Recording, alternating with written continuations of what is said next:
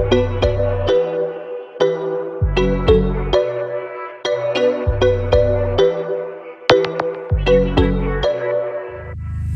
guys, and welcome back to another episode of Style and City Diaries. Brought to you by your favourite and fabulous cousins, Prinny Ray And Amber Lay. Yes! Welcome back, Kitty Bubs. Welcome back. We are super excited today. We are really excited. We're joined by a guest today. We are joined by content creator Stephanie Yeboah. Woo! Hi guys. Hello, it's me. Welcome. Thank you guys so much for having me. Very Thanks excited. for joining us. I feel like it's kind of been in the works for a bit. It has. You know what? I feel like a lot of our guests this year have been like people that we've really wanted to talk to and like had their name on the list, and it's all just come together, and I'm really loving it. Oh, when it was meant to happen, it's happened. At the right time, exactly. How have you been today? I have been good. It's been busy. It's kind of getting up to like the Christmas season and stuff. So work is just working at the moment. We thank God. But, you know, because it's been a hard year. It's been a hard year. But, you know, we're here. We move. Bit cold now. I'm anemic. So, you know, I'm having to put my electric blanket on 24 hours a day. But, you know, we move. But I'm good. Anyone that might not have seen you or doesn't know who you are, do you want to give a little intro? Yeah, sure. So my name's Stephanie, and I am a content creator, writer, author. I've been doing this since 2008, so very, very been here for a while, for a little while. When I was blogging, oh, thank you. It's been long, but I absolutely love it. And I tend to create content within the realms of plus size fashion, beauty, skincare, travel, and sort of like general lifestyle things. I'm also an advocate within the body positivity, body image, self-love, confidence spheres, which is what my first book was about, Fattily Ever After. And I talk a lot about sort of fat phobia, body image, and how that intersects with Black women specifically. And I do that because when it comes to things like the body positivity movement, it was a movement that was predominantly spearheaded by Black plus size women in the States and in the UK. And over the years, it's kind of been diluted a little bit, and I love that word. It's been a little bit diluted by bodies that are considered to have a lot more privilege. And so the voices of larger plus size women, disabled women, have been lost in the ether. And so I kind of wanted to bring that back with my book. So I do a lot of advocacy there, and then some writing bits here and there, and that's me. Anything you don't do? What don't I do? I don't know how to ski. I've been trying to learn how to do that just because I feel like it's just something on my, let me just tick it off. But yeah. That's amazing. I love that. Did you always see yourself being like an advocate for body positivity when you started your journey as content creating, or was it more just like the love for fashion, beauty, blogging that?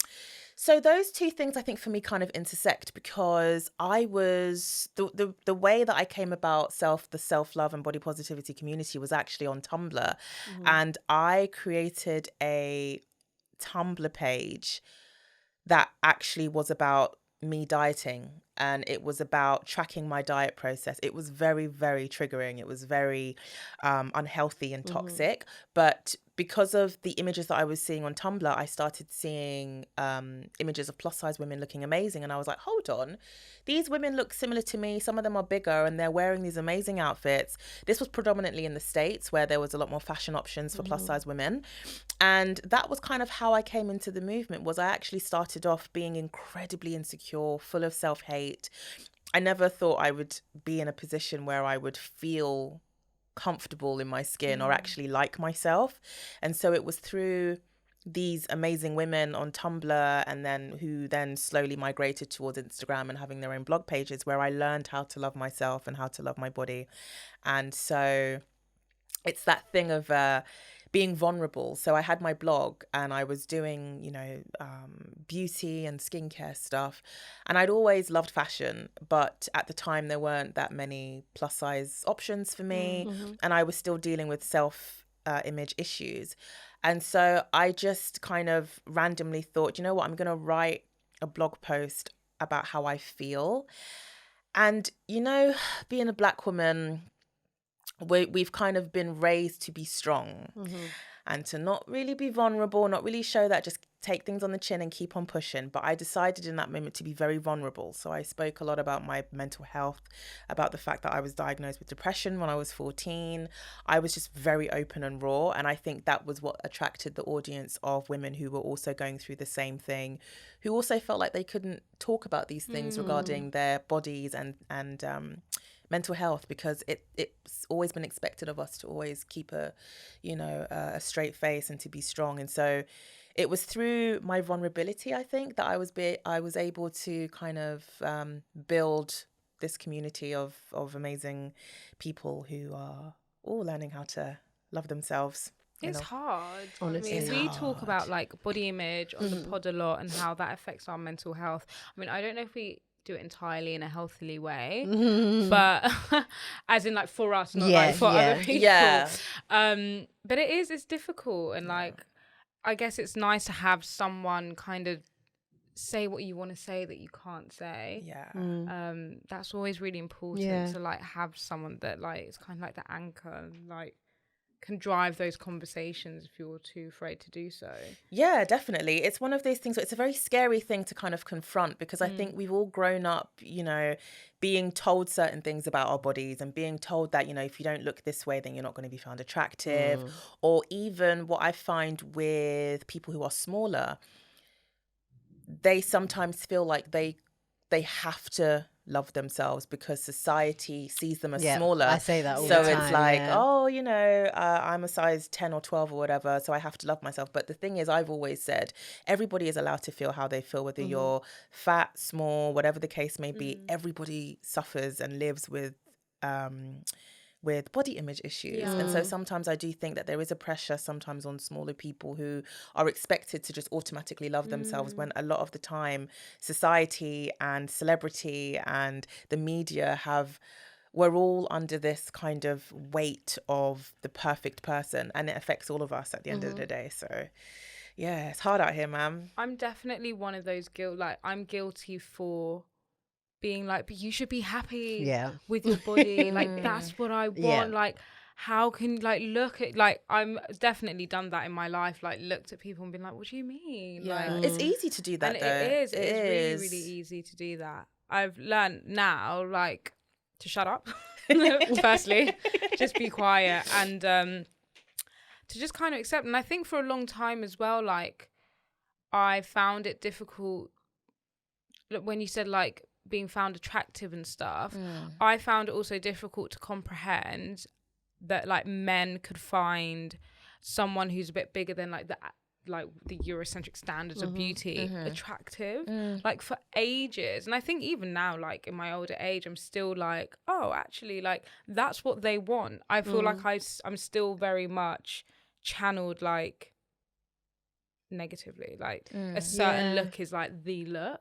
But I think it's crazy, like you said, like you touch on the media and what the media does to the mind, because that's not actually true. It's not like necessarily what we actually see in society. Like I wouldn't even make it seem like men are like a monolith and all men like the same thing, because everyone just has their different tastes, and that could be like bigger women, it could be really skinny women, it could be a height thing, or like short, tall.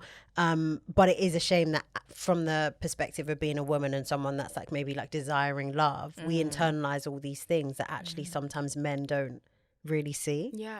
It's so toxic. And actually, men are actually very mad, because the thing is, because let's get into it. Let's delve. I've been serious now. Let's delve into the fuckery. Men are actually very mad because media doesn't reflect what society is going through. So like you said, you have men and women and same-sex relationships. People like bodies of different types and all of that kind of stuff. But we have been forced to have this narrative of the smaller you are, the more feminine you are, the lighter you are, the whiter you are, the more close to femininity that you are. And the further you are away from being what society is seen as feminine, the more dehumanized you are. So the darker you are, the bigger you are, the more, masculine-esque or whatever you are, then you're not really seen as a proper person, unfortunately, and then you get treated really horribly by people.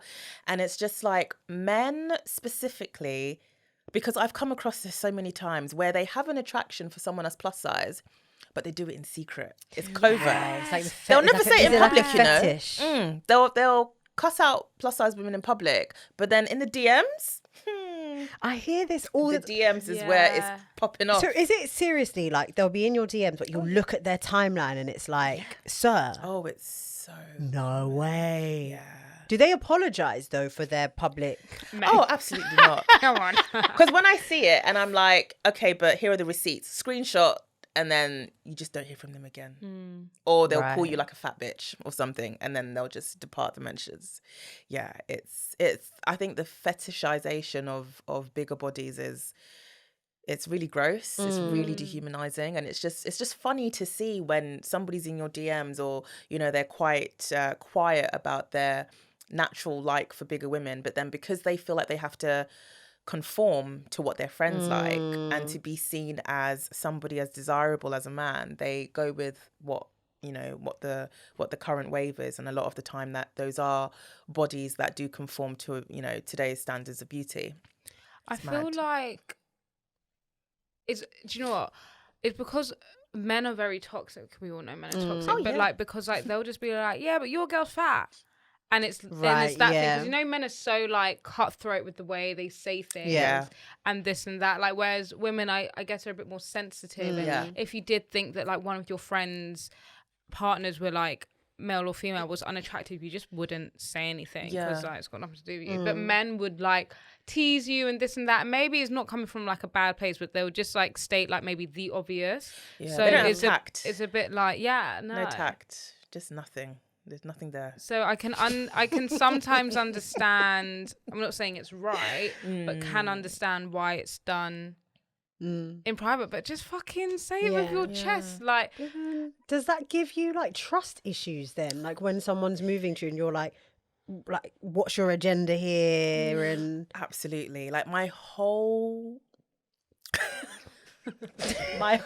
dating life has been a shambles, and it's mostly because of fatphobic men or men that have fetishized me and the fallout from that. Like I have the worst trust issues. Like I'm currently in a relationship, and if you were to ask him like how long did it take before Steph believed that you liked her, he would probably be like, I'm still waiting. Like I'm still like I'm still at that point where I'm sometimes like, okay, so where's the gag? Like, do you really like me? And I keep doing that. And that's such a bad thing to do. But because I'm so used to being fetishized in those ways, or being dehumanized, or having really horrible things happen solely because of how I look, it's one of those things where you just find it difficult to believe when somebody actually likes you for you.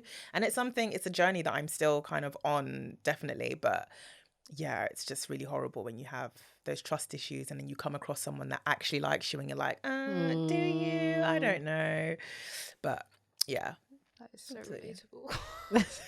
It's wild. It's dating in general. It's very mad. Oh yeah. No. It's a world. It's a world. I mean, hold that man tight. No, yeah, because there is nothing out here. There is nothing here at all. At all. We was having this conversation yesterday about how dire the streets are. Honestly, I mean, the stuff that I'm seeing online alone, the story, I'm just like, nah, what is going on? While we're on dating, sorry, I need to do a quick ad. We do have a Patreon called Dating Diaries. So if you want to hear our dating stories, you can head over there. It's £3 a month. Thanks. I love that. But to just bring it back to fashion, obviously you said like when you first started blogging, you weren't too sure about going into the fashion space because of like the lack of options. Yeah. How have things progressed? Things are definitely 100% better than they were back in 2008. And I think that is solely to do with plus size influencers and the rise of plus size influencers, the rise of the body positive community. Because what we started seeing sort of around 2014 is we started seeing a lot of brands coming on board with the whole self-love thing. We started seeing them use, you know, models that were a size 12, 14, 16, etc. And fast fashion brands were really the ones that kind of pioneered. Funnily, you know, funny as it may sound, it was fast fashion that really kind of took that leap and started including plus sizes. So, you know, brands like ASOS and the whole Boohoo group and all of that kind of stuff, they were the ones that were doing sizes 24, 26, 28, size 30. And again, because capitalism, they were all just trying to get as much exposure as possible from the plus size influencers. And for us, it was like, oh, wow, we can actually wear like, you know, crop tops and minis and all of this kind of stuff, because, you know, it's just not everyday M&S. Like, M&S is great, but when you're a 17-year-old, you don't want to be dressing like a 40-year-old. Okay, so the fashions were very like old maiden. They were very old maiden. They were very sort of middle-aged. And I guess it's because a lot of the buyers at these brands kind of assumed that plus-size women would want to cover up and they would want to hide their shape. And so we're going to give them, you know, floral motifs and cold shoulders and empire lines and slogan T-shirts that say, "Hey, girl." I'm just like, no, please. Oh my God, I love a slogan too. I can't do it. I can't with the little glitter. No. I think maybe they also thought that their target audience was much older. Like maybe they didn't realize that younger girls were plus size. I don't know. I know it sounds crazy. I don't know. I'm just because kind of like a forgotten group in a way. Yeah, absolutely. Because when I think back to like, and correct me if I'm wrong, like the plus size brand, it was like M&S, Evans, Wallace.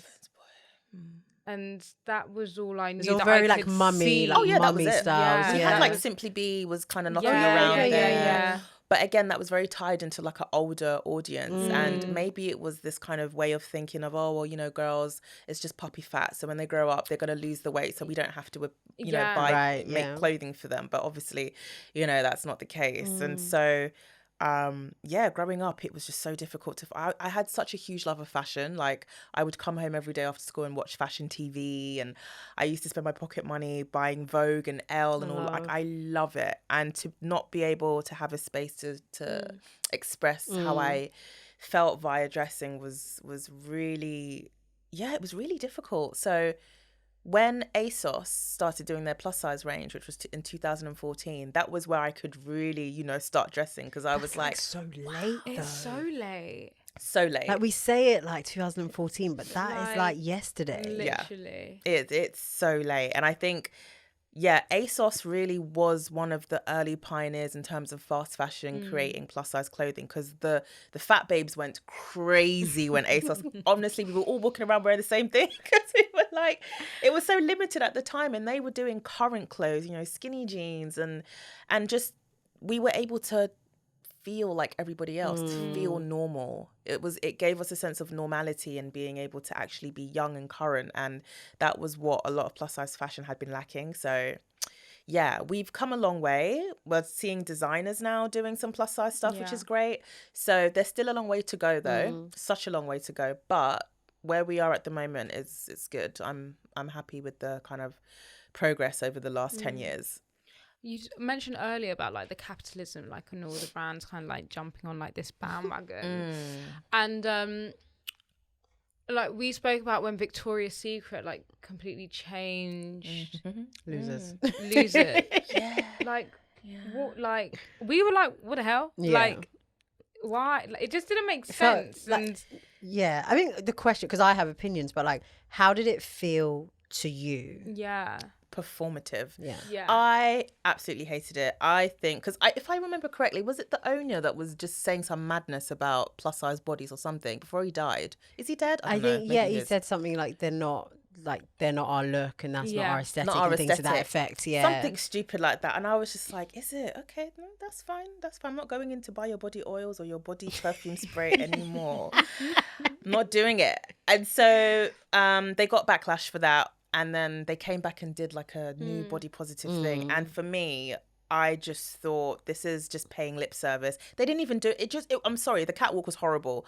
I didn't like it. You could tell that the people behind the scenes organizing the show, none of them were plus size. None of them, I still have a feeling to this day that the staff are all slim white women. Oh. Because... the show was not giving, the outfits, the pieces are not giving, even the lingerie bits that now go up to plus sizes. they're just very drab. We're still not getting the same types of lingerie that, you know, smaller boobs are getting. It's not everyday bralettes, you know, like when you go over a certain boob size, do you know what I mean? When you go over a certain bra size, what I've noticed is that we don't get the lacy, frilly cut out bits. We get bralettes that are just straight up like sports bra type looking things. And that's what Victoria's Secret seem to have a lot of when it passes like a size 36D or something. When it gets to the 38s and the 40s, it's like, okay, it's giving maternal. And I'm not about it. Yeah, I think it's too little too late for them. Yeah. And it's surprising. Like, I think we also said they probably felt a bit, what's the word? Because of Fenty. The pressure. They felt pressure was getting worse for them, but yeah, because Rihanna came out and said, you get a bra, you get a bra, you get a bra. Everyone gets to look good. And it was like the same collection like across all the sizes. And I feel like Victoria's Secret was shaking in their booties. Oh, yeah. They were scared. And also like Abercrombie and Fitch and like Hollister now. Have you seen their ads? They're they're trying to be inclusive as well. Oh my God, they're all like plus size girls and this and that. And I don't know if you guys watched Abercrombie documentary on Netflix. No, I haven't. I didn't even know there was one. It's so scandalous. You should watch it. Yeah, scandalous. A bit scandal. Yeah, it's like very like. It's a lot of like exploitation, sexual assault, and like racial discrimination, and like. Yeah, crazy. like the blacks in the stock room, the whites on the shop floor. Yeah. Oh, let me watch that this year. Yeah. Because I went to go and try on some of their jeans because I realised that they had done like plus size stuff. So I was like, let me go and try on some of their jeans. Yeah. And the jeans were still not, I feel like there's still some issues with the sizing of stuff. But having known, I didn't know this, you know. Yeah. Put the kettle on and it's because a wash. Even like when Hollister was like really big, I don't know, I was in like year 8 or whatever. Yeah, and same. like they were so small. Like I remember getting a large and thinking, this is tight on me. Like all my little skinny friends, like it's just like falling down them. Like not falling down, but you know, it's like that nice loose fit. It was always like very tight on me. And now I don't know, maybe they woke up and smelt the coffee, or they realized that like society hasn't changed. It's always been like that. It's always been the same. They just go with the trends. Yeah. The average size in the UK for a woman has always been a size 16. And so it's just interesting that now that being body positive is seen as trending, everybody wants to jump on the wagon because the plus size fashion industry in the UK alone, I believe, is worth about 9 billion. So there is a huge potential to tap into that market, and they're only now realizing, because of all of the ruckus that the plus size activists and models and influencers are making about wanting to be inclusive. And I do feel like for a lot of it is performative. But then if that means that we are also able to get clothes on this occasion, really I'll take it. Maybe not Abercrombie, because the sexual assault thing, I don't want to be supporting that. It's but crazy. Do you know what I mean? But like, don't you remember? Like, I was taking photos of like naked men outside the store, and like off just off I Regent don't actually Street. remember that. I've still got them in my memory box. Some loser, and like I've got like 3 or 4. Like we would go. Like I'm like some 13, 14-year-old girl to take a picture with this like half naked man that would just stand there in his jeans on a Polaroid. Do you not remember they put it in the... I never went to I remember. I went to Hollister, so I never knew. And it was like, and I'm like, well, obviously there must have been something going on, because that's not normal. That's weird, because all of their employees were like models. Because that was the actual job description. To work on the shop floor, you apply to be a model. That's very... And then I don't know what the other one, sales operator in the back or something. That's very somehow. That's very wayward. And it's weird because when we were younger, we would have probably seen that as glamorous. Like, oh, that's so cool. Yeah. But now it's just like, actually, no, it's a bit odd. It's a bit weird, a bit exploitative. Big time. But I guess we know more now. Yeah. The Americans love to exploit. That's what they do best. They really do. They really do. They absolutely love it. No, but you touched on something that I actually want to go back to when you said that about the Victoria's Secret show, that it seemed as though they didn't have like plus size people working behind the scenes. I feel like that's such an important part when we speak about like diversity in all these businesses. Like we always speak about it from a perspective of like race and gender, but you never really factor in all the other like inclusivity and diverse points. Is that something that comes up in conversations when you guys are advocating for Why do my brain go blank? I was going to say plus size rights, but that just sounds I like that though. Plus size rights. No, because we For diversity, yeah. For advocating for diversity. Yeah. Absolutely. Because we see. I actually really like plus size rights. No, It has like a nice little tingle to it. You know, I'm always trying to say the right thing. Yeah, absolutely. I think it's so important to have plus size people behind the scenes because even with like some plus size brands, the PRs are still slim white women, and you can really see that being manifested in the fits of the outfits, from who's getting invited to certain events, the types of people in terms of body shapes that are getting invited, the marketing behind it. I always have said that from a marketing point of view, if you have people behind the scenes that all look exactly the same, so if we say slim and white, that is their normal. That's what they view as normal. So when they're casting, whether it's models, influencers, whatever, they're going to want to have people that look normal, that look like them. They're not used to being diverse. So 9 times out of 10, you are going to see straight white influencers, straight white models being cast in these things.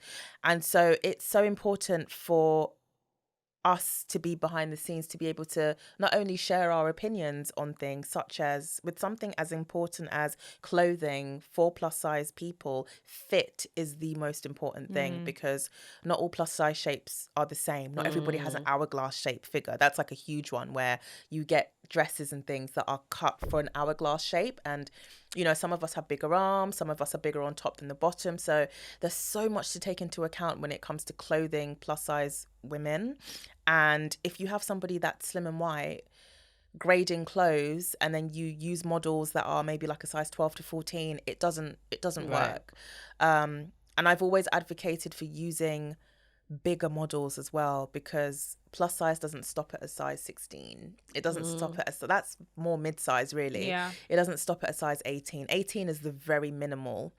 That's the beginning of plus size, is size 18. And so sizing clothing on models that are a size 24, 26, 28, that's how we can kind of move forward with those kinds of things. But yeah, just hiring people from a variety of different body shapes and all of that kind of stuff does really help in the long run. No, 100%. I find sizing so crazy right now. Yeah. I went to Bershka recently, you know, that bomber jacket. Oh gosh, yeah. I got a large. It just looks like an oversized small. Really? And when I was like, even the process of like trying on the jacket, I did it for TikTok, and I was like, oh, this is what small looks like, this is what medium, this is what large. And I was just like, what's going on here? It's very like, it's what's very actually wild. like, what is actually going on here? Because this is not a large. Like, what does that?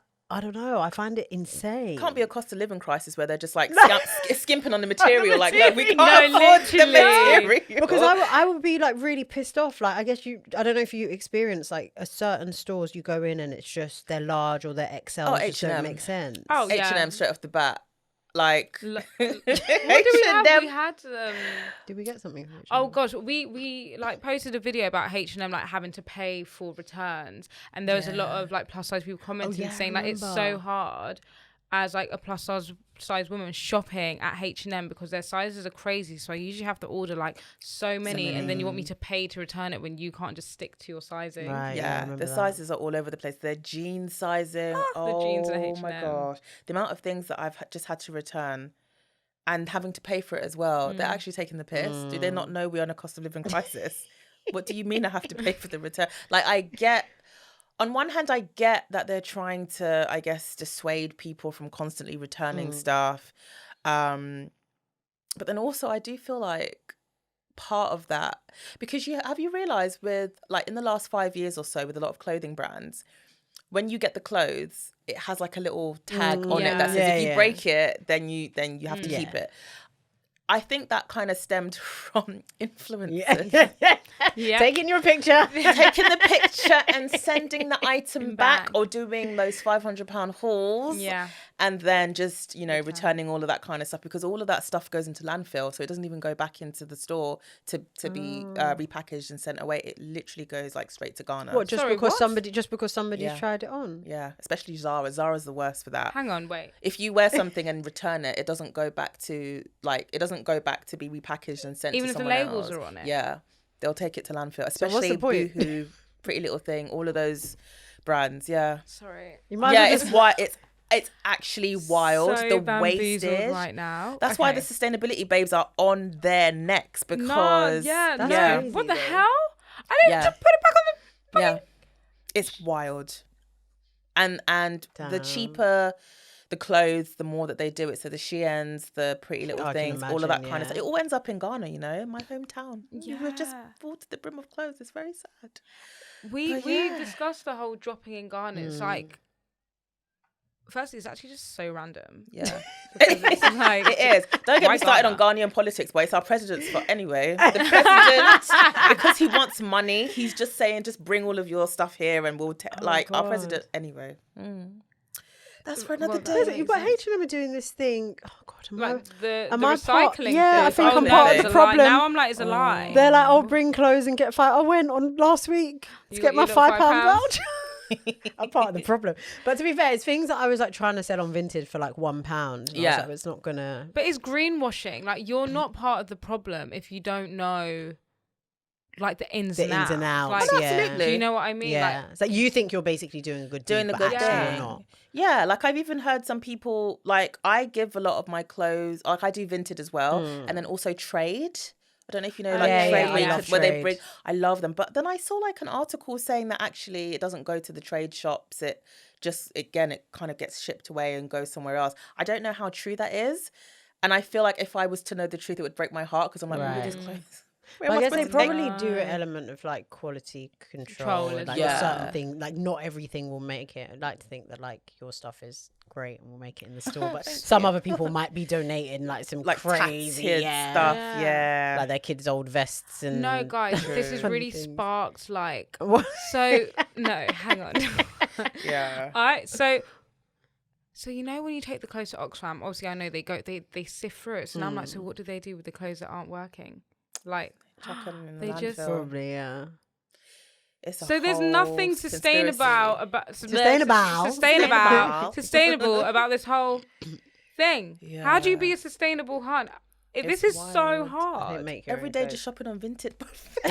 Yeah. And like using rental sites like Her and Buy Rotation and things like that. But it's such a, I think probably the best way to kind of go about it is, because we can't escape it. Like everyone needs clothes and not everybody's going to have the money to be able to buy these very expensive, sustainable, you know, independent brands. So for me, what I've tried to do is there's like a hierarchy of brands that I will and will not shop. So the ones that are like really bad, like the Sheins and all that kind of stuff, I won't shop there. Oh, girl. I'm kind of like, I'm kind of like from ASOS up. Yeah, same. Mango. You know, who else? The Zara, all of that. I'm kind of, I'll shop from there up, but the Boohoo is a Pretty Little Thing from Misguided. They won't get a dime from me. Yeah. They had a great run. They had a brilliant run. Especially when it was like the boom of like influencer culture and like they were giving everybody clothes. Yes. It was a time, but I think everyone's a bit awake now. Yeah, because their practices are quite, and it's difficult because now they own everything. Yeah. What's it? Karen Millen, Debenhams. Is it Debenhams they own? Yeah. Was it House of Fraser? Was it House of Fraser? One of the department stores I think they own now. I think so. Yeah. Oh my God. And it's just like, bruh. But we'll get there. It's just constant education and just being mindful as well. It's so hard. You honestly try to be an honest person in this life. This world will corrupt you, you know. You up. You try, but yeah, there's a lot. It's so hard. And like you said, like those independent like brands that want to charge like £120 for a dress. Like, I really love what you're trying to do. But, like, I get you. You know what I mean? It's like I really support you, but kind of from a distance right now because it's a lot and it's cost of living. Like, we don't have the money. So we always say on this podcast, like, we're quite similar to you, that like the Sheins, the Boohoo's, like, not for me. But I do understand why people shop there. Oh, absolutely. Because if you don't, you know, even like mango expensive. Yeah. Sorry, sometimes I'm not mango girl. Because when you said mango, I was just like, mango. Mango for me, it's like twice a year I'll buy something because they are. It's a lot, and sometimes it's like maybe like your shopping allocation. You end up just being able to buy one thing, and that one thing is not really going to take you far. So I completely understand why people do it. But maybe like moving more towards like the vintage or secondhand thrifting. Yeah. Clothes swapping. We don't really like clothes swapping do that I much. don't know, maybe that's in the plus size weird. community, that's a huge thing. Clothes really? swapping. Yeah. Just because we don't have as many clothing stores in terms of mainstream clothing stores doing our size. So you find that a lot of us tend to have like these little market stalls up and we do like clothes swapping. Is that of like stuff. ad hoc through friends, or are there actual groups? Like, actual groups. Can you name drop any if you remember? Is it Rumi.market? They're on Instagram. Okay. And they recently did one on the 23rd of October in recent. Leighton. Yeah. And I think she wants to try and probably do one like every 3 months or something. Oh, nice. that's But, cool. So everyone just brings stuff and then you all just... Literally. Oh, yeah. that's Which I so think is really fun. cool. Yeah. And then Facebook, loads of Facebook groups as well. For people that are still on Facebook anyway. Yeah. They've got groups there. But that's so I think it's interesting. really good. We'll find it and share it with the link. girlies. Yeah. That's so good. That's we so should do cool. clothes swaps. Because like, for everyone. because sometimes you look at things in your wardrobe, it's like, I don't want you, but someone else might. Yeah, Exactly. No, it's true. All the time. Do you find pressure during like cost of living crisis? Like not promoting, but I guess promoting fashion and being like, buy this, like not buy this, but like, have you found it like affect your content and like where you are? Because do you feel like, oh God, like, do you sometimes wonder if you're coming across maybe like tone deaf or like how is it affected like your job? Ooh, asking the hard questions. It has actually. I feel like this year has been particularly difficult in terms of like cost of living, and not necessarily like buying things, but like posting like, here's a haul or here's this and here's this, like things like that. Do you feel like guilty posting it, or like how has it affected if you have to be a bit more conscious about like? Do you know what? I don't do hauls. Okay. Yeah, fine. I don't do hauls because I've really tried to make an effort this year to try and be more sustainable. But then again, when you're plus size, the intersection of sustainability can be difficult because a lot of sustainable brands only stop at a size 16. So then we don't really have avenues to be able to shop sustainably. So the way in which a lot of plus size people that love fashion, the way that we are sustainable is we will buy something from a fast fashion, but then we keep it and we maintain it and we tailor it if it gets too small or too big. And you find that a lot of plus size people tend to do that because, for instance, if you go to ASOS and you see that there's a really cool crop top, we don't know how long that crop top's going to be there. Once it's sold out, it's sold out. So some of us will buy like 8 of them and just keep it. I've got jumpsuits that are like 10 years old from ASOS. I refuse to throw them out because I'll never see that. Like no other brand will replicate it because we find it so hard to find those kinds of things. So for me, it hasn't necessarily been difficult only because I am an outfit repeater. I will find new ways to style things all the time. Even I've worn this like 4 times already on my grid. It's fine. People will see it. Yeah. I'll wear it with stilettos and the next time with clogs. You know what I mean? Like, and so I'm a really big advocate of being able to repeat outfits in your wardrobe. Sometimes it can be. So if you like, if you buy something new and you kind of want to show it off and stuff, I do sometimes, try and be mindful because everybody has different audiences as well. Yeah. So I know that with my audience, they're very much the ASOS and the H&M girls and all of that kind of stuff. But then you've got other people whose audiences are Sister Jane and who else is even expensive? Reformation and the clothing that's like they'll spend £400-500 in one. Their tax bracket is a bit higher. So I think there are those influencers who don't mind trying on outfits and posting links all the times because their audiences can afford it. But for me, what I've tried to be mindful of is just posting new fast fashion stuff all the time. And I think what my audience have appreciate, because this is the comment that I tend to get most, is the way I've been able to rewear certain items and make it look casual or make it workwear or whatever, that kind of thing. So if I do buy something new or I'm sent something new, I really want to try and, as much as possible, to be able to rework it.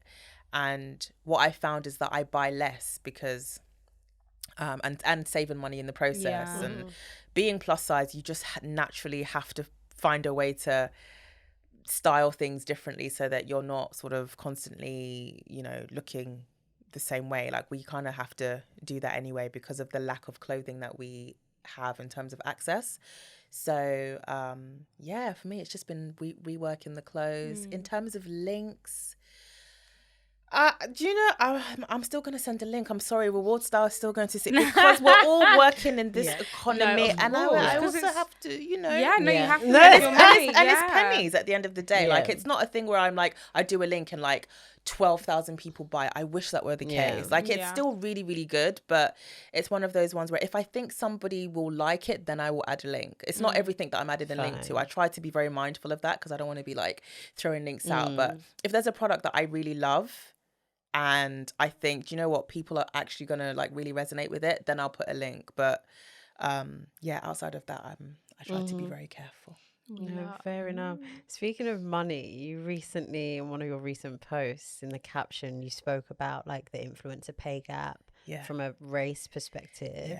Can you speak on that a bit more, but maybe like, I guess, bring in like being a plus size influencer? Do you feel like you're kind of like, what's the word, like double negatively affected by it? That's a good question. I don't know if being plus size, the only way I feel like being plus size hinders it is that I don't get as many opportunities with clothing brands because they just don't do my size. Outside of that though, it's wild out here. The pay gap is between 37 and 38%. We get paid less than white influencers, and that is the largest pay gap in any sector. So in the average sector, it's 8%. Black people get paid less in the UK. That is, the average is 8%, but influencers is 37 to 38%, which is abysmal. And yeah, it's a really difficult thing to kind of comprehend. And this was something that I noticed 2015 when I accidentally got sent someone else's contract who they had less followers than me, less engagement. Like I knew same them. campaign, same clothing campaign, and they accidentally CC'd me in, and I saw what they were getting, and I think I was being offered maybe. And to be fair, at the time I didn't have management. I don't think they had management either, actually, but I think I was offered like £500 to do an Instagram takeover for the brand for London Fashion Week. And it was like a good 4 hours of like constant filming and all of that kind of stuff, creating content. And this person was getting paid £8,000. Stop. No. I'm going home. No. £8,000, you know. Going home. 1,000 Great British pounds. I saw it. I said, yeah. So you got budget? No. You got budget. Because that's where they get you. We don't have budget. That's budgeting. Eventually, like, I confronted the brand and they weren't budging, so I dropped out. Good. They weren't Good for budging. you. Yeah, I dropped out and then I got blacklisted, which was fun. And that was during the day when I wasn't as spicy as I was now, so I kept it quiet. Yeah. But when all of this started coming out, I started talking about it a lot more. But then and then I just started, because, you know, black influencers in the UK, some of us have like WhatsApp groups just for like support and resources. But then I started noticing that the conversations were turning more towards, oh my gosh, I can't believe this person is getting paid more, or just finding out that this person got more opportunities. You know, 2020 was a year where I think a lot of us were just sick and tired of constantly being seen as an afterthought. So with the whole Black Lives Matter thing, you know, we had a lot of influencers talking about the racial inequality of all sectors, but then also we had the opportunity to talk about how bad it was for us as well. And all the brands seemed to be on board with the black squares. Oh my goodness. Yeah, oh God, The campaigns were cut. Like, if I ask any other black influencer in the UK, what was your most profitable year? 2020. Wow. 2020 to 2021. Black History Month was history, and that October, everybody had a campaign. Like, the brands were just jumping on board.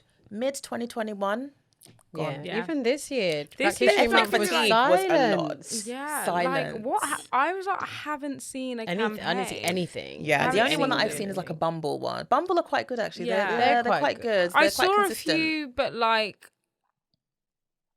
I'm from the brands I expected to see things from, I didn't see. Yeah, Let's put it that way. they're ethnically fatigued. Their allyship fatigued. gone. They've done their thing, Yeah. and they're like, see you again in 10 years, basically. Yeah, and I think for me, the blog post that I wrote, the Instagram post that I wrote this month or last month was just the frustration of the last 6 or 7 months. It's just brands have just gone back to only using white influencers in campaigns, press trips, the amount of I love close friend stories because that's where you see all the tea, you know. You see like people are angry, people are upset. Like it's been a slow year for a lot of influencers in terms of campaigns coming in. And when we do see the campaigns coming in, it's mostly white influencers. And so I think a lot of us have been like, you know, why have we now gone back to all white press trips and all white this and a lot of black influencers haven't, you know, if jobs have come in this year, it's been very few and far between, and the pay has been sort of cut a lot, we've seen as well. And I think it's just a thing where people are talking, people are sharing resources because money is something that I think across a lot of sectors, people don't really feel a bit uncomfortable talking about money. I think it's a very British thing. Yeah. It's very not British to talk isn't it? about money. It's very Yeah. don't talk because then we're gonna have to start paying you more when you find out what Sally like in the office next door is getting. You know Exactly. And I think it now works in their favour for us not to talk about money. That's true. That's true. And I think now, because content creators are beginning to talk about, oh, you know, are you on this campaign? And yes, I am. Like, what are you getting? Like, people are beginning to share. And that's where people are finding out, oh, well, you know, Becky's earning 17 grand for this and I'm only being offered 2. And it's insidious. But the gap is just wild. That is like it's not even a few grand. Like for me, it's very wild. It's like the £500 and them not budging. I just feel like it's actually like such a slap in the face because at least offer me £1,000. It was a plus size brand as well. That's what killed me. You know, I was plus size. A dark skinned black woman. I could have anyway.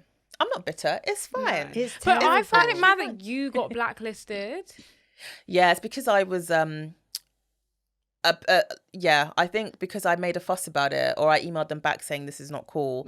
I think it was a thing where they just thought, you know, I was being aggressive. Angry black woman syndrome. Schisms. Yeah. But I think they've been able to get away with this for so long because I don't know if it's not on my watch. No, not anymore.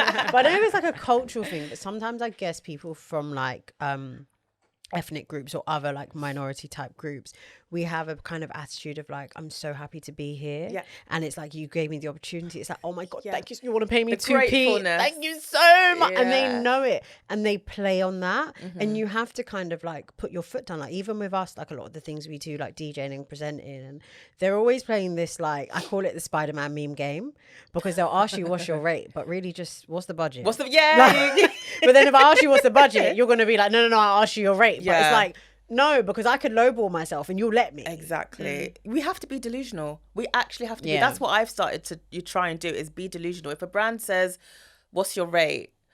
I will sometimes, and this has only worked once, to be fair, is when look at me giving the secrets. Oh my God. Tell the girlies.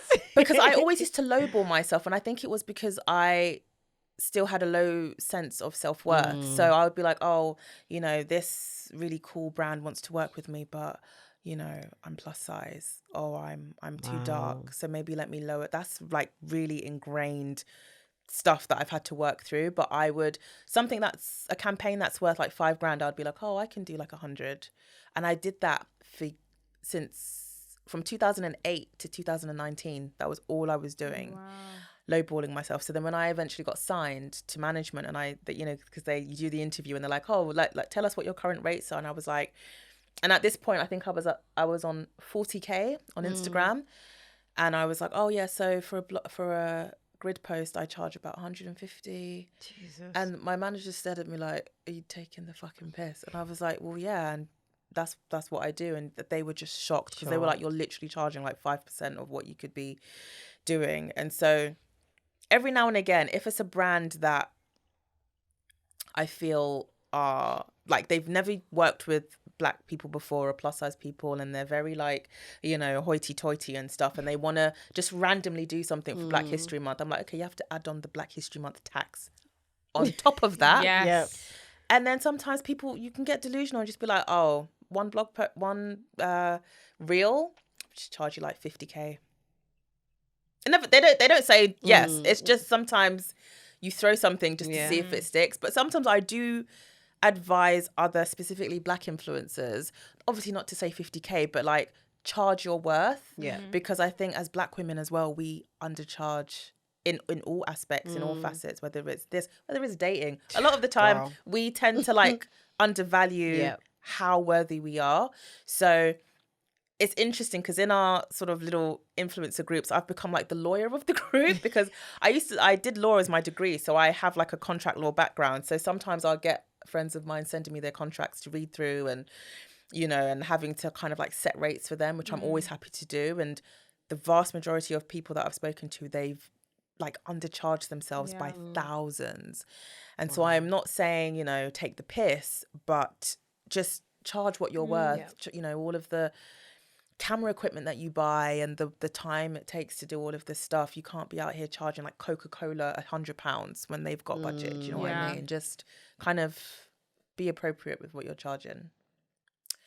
It's a lot. So true. It's so interesting hearing these conversations because obviously I see it from like the other side, from like the PR side. But it's true. Like you need to say the price that you are, and like because people be having heavy prices. I mean, some prices that I say, I'm just like, really? No, sometimes I'm like, girl, come on. No, like, it's true. Like, it's true. I know your engagement ain't all that. Yeah. Like, let's be BFFR. But then Let's be some fucking brands for real don't here. actually care when it comes to some like, I guess don't. depending on like who it is, what they look like, what they think they bring, that's the annoying they start thing. not to care about like engagement. Because I see, I don't really follow many influencers now on Instagram for my own mental health, but like when you see they have like an ad and you look at the comments and it's like 3 comments, it's like, And 2 of them are in Russian. no. Yep, the box. Yeah, it's like, what are we doing here? Yeah. It's just odd. It's a wild one. Like while I was doing this from 2016 to 2018, I was working in PR as an influencer manager, very, very early doors. And the stuff that I would just come into my inbox from other influencers that I knew as well. Right. Sorry, guys. But some people were like, I think there's like a good delusional and a bad delusional. Some of them were very bad delusional. Like some of them were like, okay, so you're asking me to send you diamonds worth like 50,000-60,000 pounds, even though I've sent you a page of the influencer list and of items to choose, and that list, you know, the highest thing on there is like 900 pounds, but then you bypass that list and then you're sending me a list of something that's 60 grand and you have 10k followers. Yeah. And I'm like, babe, I love it for them. Not happening. I love that. I Such love wishful. that you have so much, you know, vim. Like, I love that. I love that you have so much confidence, but in terms of a brand perspective, it's not going to work. And so, yeah, it's always interesting because I can also kind of see it on both sides. And as a viewer or as a consumer of influencers as well, yeah, there's just a lot of stuff that I just don't, I'm not feeling. It is hard. I feel like I've not worked with like a huge brand that does have like excess amounts of budget, so I can't speak. I do usually work with them like very niche small ones which generally do just have like 2k for like the 1 month. Whereas I've just lost my point. Oh my god, I literally just zoned out. So you hate it when I was like, I had a really good point in my head. But anyway, point is, charge when you charge. Yeah. Oh my god, I was gonna go somewhere. It might come back. It might come back. That No, it happens.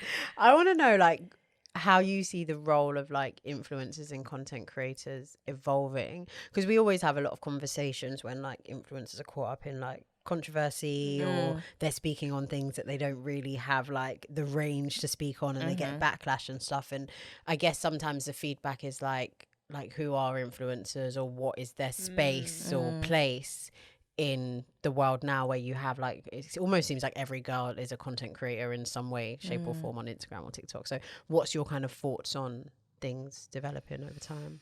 I think it's interesting because with the rise of like AI, it feels a bit scary, because we're seeing a lot of brands now using AI as models. Like you get like the computer generated models and influencers. That's already started happening.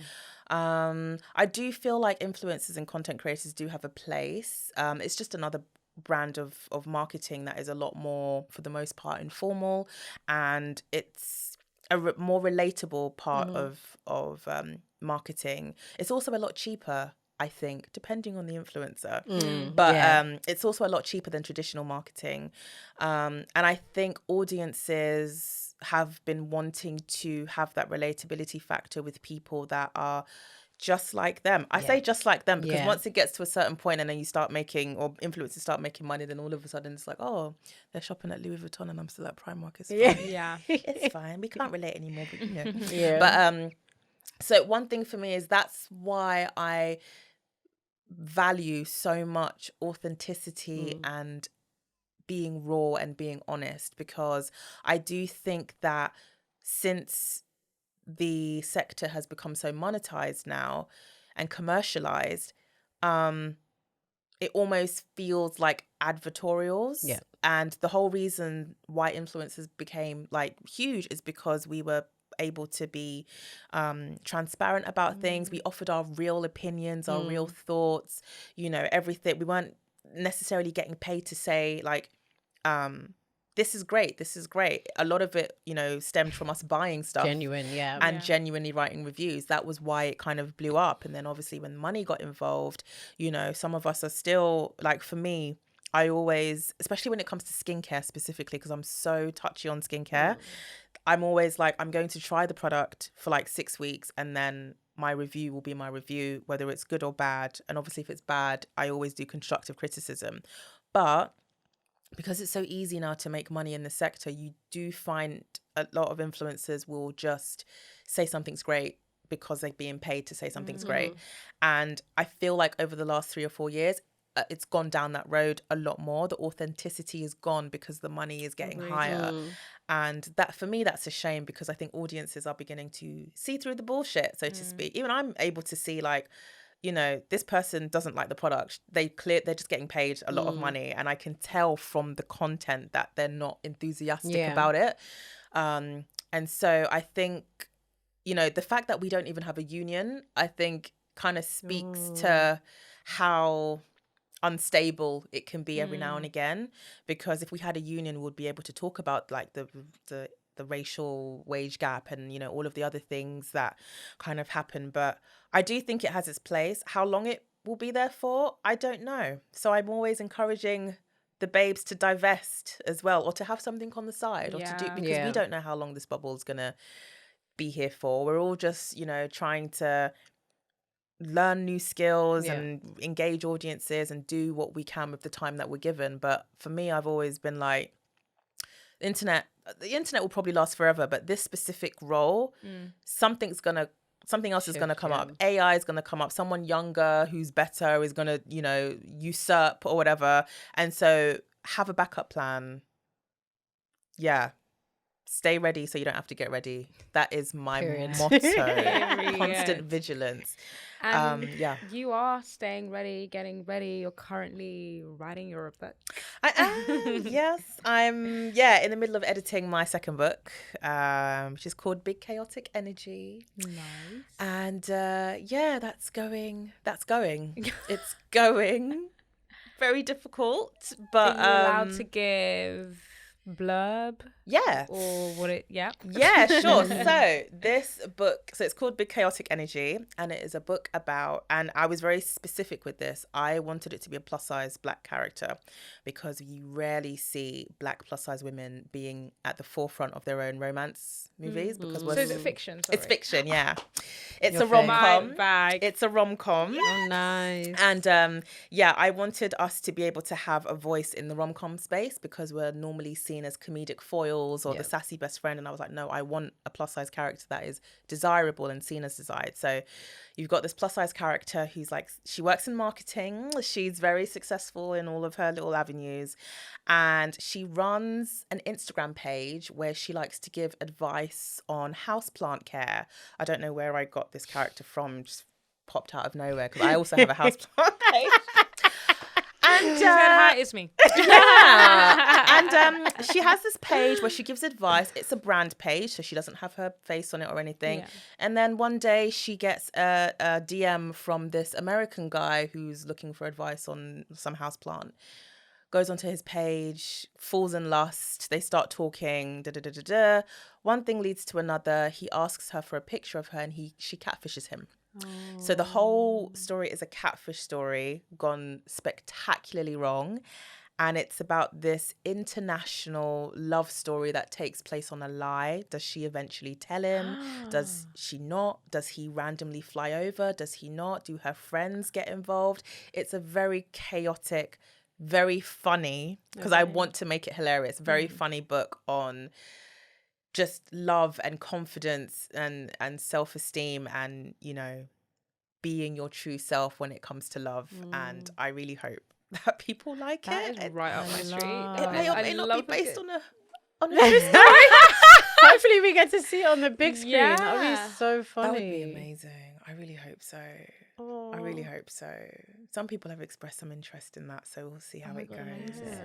We'll see. Well, keep writing, girl. Yeah, and before we go, is there anything you want to leave our listeners with? If you are anemic, please take your iron tablets, please, because I'm tired of seeing you lot complain on Instagram and Twitter. We're all in this together. We're gonna get through the winter. That is literally, I'm reporting from a place of just being very cold. So that was on my spirit. That's been on my spirit all day. Because I had to buy my iron tablets like before I came, and I was like, Winter's here. That is here. That is my message. And just all stay blessed. And there's a lot going on in the world right now, and we all just have to have a sense of like community, banding together, and leading with love. It's very 100%. live like love of me. Normally I'm quite chaotic and a bit random, but I thought let me be nice today. No, love. And where can they find you as well? You can find me on Instagram at Stephanie Yeboah, and then my website at StephanieYeboah.com.